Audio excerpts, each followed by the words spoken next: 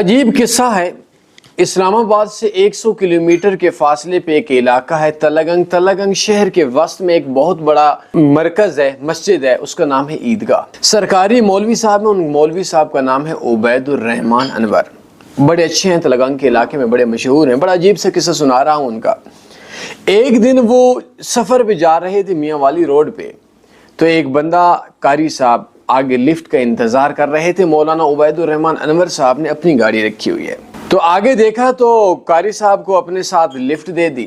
پوچھا کہاں امامت کرتے ہیں، تو قاری صاحب نے بتایا کہ میں فلاں مسجد کے اندر خطیب ہوں۔ تو پوچھا کتنا وظیفہ دیتے ہیں، تو انہوں نے بولا 2500 روپیہ۔ حیران ہوئی، آنکھوں میں آنسو آ گئے اور بولا کہ اللہ کے بندے، میں آپ کے 10-12 ہزار روپے میں کسی جگہ پہ امامت لگوا دیتا ہوں۔ تو وہ قاری صاحب 2021-22 کے اندر بولتے ہیں کہ آپ میری تو امامت 12-14 ہزار کی لگوا دیں گے، لیکن اس